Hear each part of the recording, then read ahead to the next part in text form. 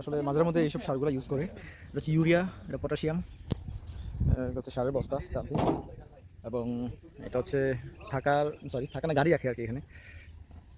এগুলো হচ্ছে মাটি খোদাই করার জন্য। এবং এটা হচ্ছে স্টোর বা গাদা যেটাকে বলে। এখানে বিভিন্ন এ হচ্ছে আরবদের বৃষ্টি মেবি পড়ে না, এখানে তো বৃষ্টি আসার সম্ভাবনা নাই। আর এখানে পুরা সামান রাখা হয় খড়ের। এবং একটা বিলাই দেখতে পাচ্ছি আমরা, বিড়ালটা চলে যাচ্ছে। আসলে মাঝের মধ্যে ওয়েদারগুলো খুব চমৎকারই হয়। এটা হচ্ছে বিশুদ্ধ পানি, যেটা খাবার পানি হিসেবে এখানে সার্ভ করা হয়। এবং দেখতে পাচ্ছি কিছু প্লাস্টিক এদিক সেদিক রাখা আছে। তারপর হচ্ছে এখানে নতুন করে রাখা হয়েছে, বীজ বীজ বপন করবে আর কি। তো ইলেকট্রিসিটিও আছে। এবং আর হচ্ছে বকরি, মাশাল্লাহ 3টা বকরি দেখতে পাচ্ছি, ওর কাছে আসতেছে। বকরিগুলো খাবারের যে ইয়েটা খুবই চমৎকার। আহ, ওটা ওগুলো সবই ছাগল, মানে আমাদের যেটা খাসি ছাগল বলি ওটা না আর কি, এটা হচ্ছে ছাগি আর কি যেটাকে বলে। আসসালামু আলাইকুম, কেমন আছেন সকলে? আজকে আমরা দুবাই লাস্ট সীমানাতে আমরা আসছি মাজরা দেখার জন্য। সো আমরা দেখতে চাচ্ছি যে বাংলাদেশিদের মতো বা বাংলাদেশি যে ওয়েদার বা বাংলাদেশিদের যে পারিশ্রমিকে দুবাইতে যারা মাজরা তৈরি করে বা মাজরাগুলো আছে, আমরা এগুলো দেখতে আসছি। তো আমরা দেখতে পাচ্ছি যে আমার চারপাশে যে মাজরা, এবং মাজরাগুলো খুবই চমৎকার। বাট মাজরাগুলা সব ধরনের শাক সবজি আছে, আপনার লাল শাক হতে পালং শাক, তারপর ধনিয়া পাতা, এভরিথিং সব কিছু আছে। এবং বাংলাদেশি মানে বেলে মাটির মতো আর কি মাটিগুলা। এবং পানির ব্যবস্থা খুবই চমৎকার এখানে। আমরা দেখতে পাচ্ছি যে পিছনে প্রচুর লাল শাক। আমি লাল শাকের মধ্যে দিয়ে হেঁটে যাচ্ছি আর কি। তো আমার ব্যাক সাইডে হচ্ছে ধনিয়া পাতা এবং হচ্ছে সামথিং কিছু পালং শাক। এবং দুবাই থেকে প্রায় 150 কিলোমিটার দূর সামথিং, এটা আলাইনার কাছাকাছি। তো আমরা অনেক দূরে গিয়েছিলাম মাজরা দেখার জন্য। চারিদিকে চোখ যতটুকু এরা অথবা পার্ট টাইম এরকম বাস এখানে মাজরা থেকে ফলটল লাইনে এখানে বেশ স্থান মাজরা ডিউটি আছে। সেখানে বাংলাদেশি কিছু আছে, তারা এই ছোট ছোট তাঁবু এরিয়া আমরা দেখতে পাচ্ছি, যেখানে তারা থাকতেছে, উট পালন করতেছে, ছাগল পালন করতেছে। এখানে প্রচুর কষ্ট করতেছে মানুষ, কত কষ্ট মানুষ আসলে বোঝা যাচ্ছে। তারপর দেখা যাচ্ছে কিছু কাঁটাতারা বেড়া, এই কাঁটাতারা বেড়াগুলো টপকিয়ে উটগুলো যে না আসতে পারে এই সাইডে, বা পাবলিক যে ওই ভিতরে এন্ট্রি করতে না পারে সেদিকেও লক্ষ্য রাখা হয়েছে। আমরা দেখতে পাচ্ছি বিশাল বিশাল গ্রাম, বিশাল বিশাল মাজরা, যেগুলো শুধুই চোখের দৃষ্টিতে আপনি শেষ করতে পারবেন না। আবার এখানে কিছু বাকালা দোকান, মানে ম্যাটেরিয়ালস সামান দোকান দেখতে পাচ্ছি হাইওয়ের পাশে। এগুলো হচ্ছে ঘোড়ার থাকার জন্য স্থানগুলো আমরা দেখতে পাচ্ছি। এছাড়া টাওয়ার, যেটা হচ্ছে ইন্টারনেট, মাজরাতে কিন্তু ওয়াইফাই পাওয়া যায়, এটা সবসময় অ্যাভেলেবেল। এবং খেজুরের বাগান, বিশেষ করে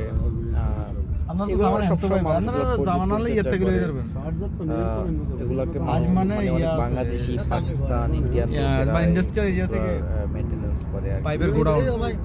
তো আমরা যতদূর দেখলাম যে বিশেষ করে বাংলাদেশি বেশি ছিল। আর এগুলো সবই গাদা বা বাংলাদেশি বাংলাদেশি করে কম।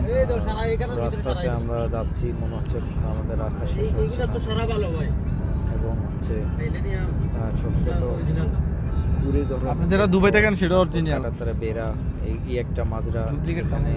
শুধু কিছু মাজরা আছে কোয়ালিটি হচ্ছে শাকসবজির জন্য, কিছু মাজরা মেক করে, আবার কিছু হচ্ছে শুধু ওট চড়ানোর জন্য। এই মাজরাগুলা এই এরিয়ার মধ্যে ওটগুলো থাকবে বাস।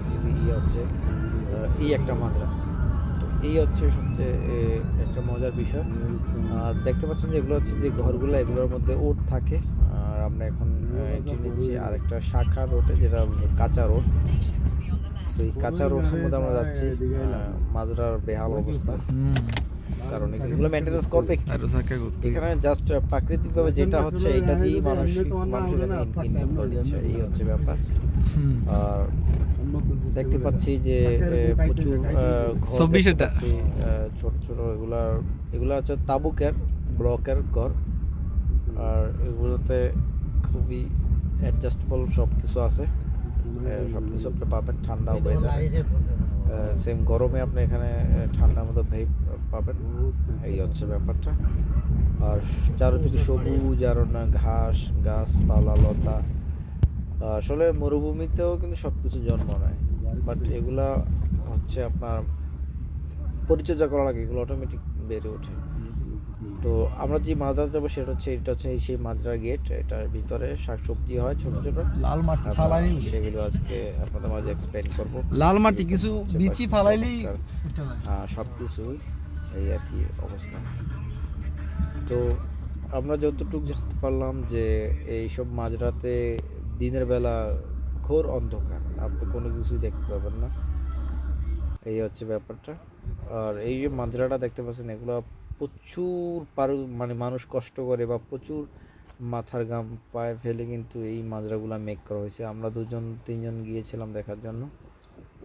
তো এটা হচ্ছে আরেকটা মাজরা, এই মাঝখান দিয়ে একটা কাঁটাতার বেড়া, এটা হচ্ছে লেফট সাইড হচ্ছে আরেকজনের মাজরা, আর এটা হচ্ছে আরেকজনের মাজরা। চাইলে কিন্তু যে কেউ মাজরা রেন্টে নিতে পারে বা আপনি কিনতে পারেন মাজরা, বছর মেয়াদ হিসাব করে আর কি। তো মাজরার মধ্যে পানি দেওয়ার সিস্টেম খুবই চমৎকার। এগুলো হচ্ছে 3 ইঞ্চি বা 4 ইঞ্চি মোটা পাইপ, প্লাস্টিকের সব পাইপ দিয়ে কিন্তু পানি এখানে সার্ভ করে এই সব সবুজ শ্যামল যে গাছগুলোতে আছে এগুলোতে দেওয়া হয়। এগুলো হচ্ছে ধনিয়া পাতার বীজ ফালাইছে, এগুলো এখন একটু একটু উপরে উঠছে আর কি। তো এখানে প্রায় 600 আপনার যে জায়গা আছে 600 প্লাস আর কি বলা হয়েছে, যে যে ঘরের মতো আর কি ডিভাইড করে বানানো হয়েছে আর কি। তো 600 জায়গার মধ্যে কিন্তু প্রায় 200 জায়গায় হচ্ছে ধনিয়া পাতা পালং শাকের, বাকি আর অন্যান্য প্রজাতির বিভিন্ন যেগুলো আমি অজানা, মানে লোকালরা বা দুবাইয়ের যে লোকাল বাজারে এগুলো সেল হয়, এগুলা আরবিক লোকরা বেশি ইউজ করে। তো এটা হচ্ছে যে ছোট একটা ঘরের মধ্যে দেখছেন, এটা হচ্ছে একটা বিদ্যুতিক ট্রান্সফরমার মেশিন বা ঘর। আর সামনে যেটা দেখলাম যে প্রচুর খেজুরের বাগান, এগুলা পরিষ্কার করে না, কারণ এই মাজরাতে এগুলো এমনি থাকে, আর যেগুলো খেজুরের মাজরা আলাদা সেগুলোতে কিন্তু কন্টিনিউ এরা ক্লিয়ার করে রাখে, এই হচ্ছে সিস্টেম। আর এত সুন্দর ঘাস, সেগুলো আপনার আপনার কি বলে কলম্বিয়ান কম্বোডিয়ান ঘাস এটার নাম। আর প্রচুর লাল শাক, যেখানে দেখতে পাচ্ছেন সব লাল শাক আর লাল শাক। লেফট সাইড এগুলো কেটে নিচ্ছে, রাইট সাইড এগুলো এখন বর্তমানে অবস্থান করতেছে। तो भाईजान इधर आप जो काम करता है ये कितना दिन लगेगा, ये आपको जो ये इसका क्या नाम है? ओके, इसको ये पूरा इतना बड़ा होने के लिए कितना टाइम चाहिए मिनिमम? 20-25 दिन। इसका मेहनत कितना आ गया आपको? मुल्क से सेम और इधर से थोड़ा ज़्यादा है? চলুন আমরা দেখতে পাচ্ছি এখন পাকিস্তানি ভাইয়ের একটা ইন্টারভিউ। परेशानी है इसलिए आदमी इधर आता है, है। मेहनत मजदूरी करता नहीं नहीं नहीं, मैं ये बोला आपको, मुल्क से इतना करने के लिए कितना मेहनत चाहिए और इधर कितना मेहनत चाहिए? है। उधर मुल्क में तो हर चीज है, हर चीज़ है। देखो हर चीज है। एक इधर है पूरा रमल है, ये रमल है, ओके। खाली रमल है इधर। फिर भी इधर हर कुछ जो चीज है तो है, उधर मुल्क में हर चीज है, फिर भी मना पीछे है ना, आगे नहीं है। मुल्क से सच्चाई नहीं है ना भाई। ओके जो हुक्मरान न वो अपना पेट मतरूस करता है, दूसरों गरीब लोगों को ख्याल नहीं करता है। Okay okay.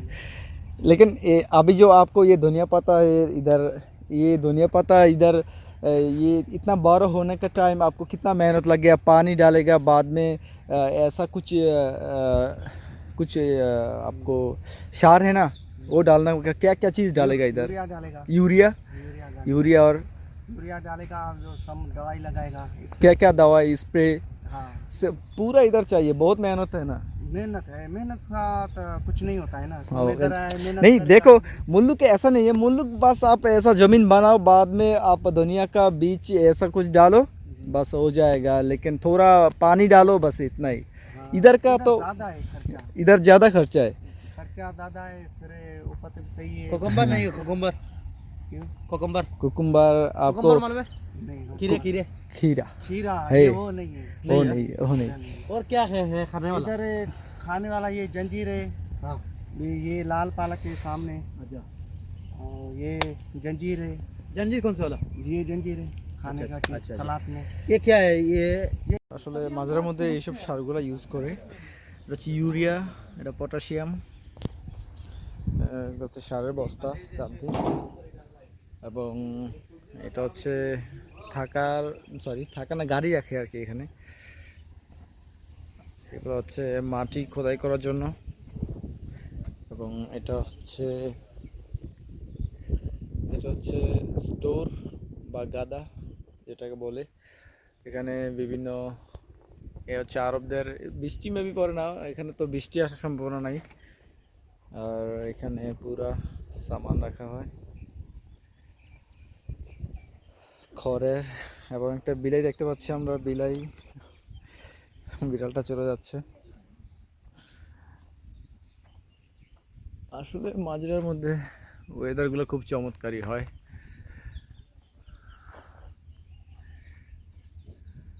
এটা হচ্ছে বিশুদ্ধ পানি, যেটা খাবার পানি হিসেবে এখানে সার্ভ করা হয়। এবং দেখতে পাচ্ছি কিছু প্লাস্টিক এদিক সেদিক রাখা আছে। তারপর হচ্ছে এখানে নতুন করে রাখা হয়েছে, বীজ বপন করবে আর কি। তো ইলেকট্রিসিটিও আছে। এবং আর হচ্ছে বকরি, মাশাল্লাহ 3টা বকরি দেখতে পাচ্ছি, ওরা কাছে আসতেছে। বকরিগুলা খাবারের যে ইয়েটা খুবই চমৎকার। ওগুলা সবই ছাগল, মানে আমাদের যেটা খাসি ছাগল বলি ওটা না আর কি, এটা হচ্ছে ছাগি আর কি যেটাকে বলে।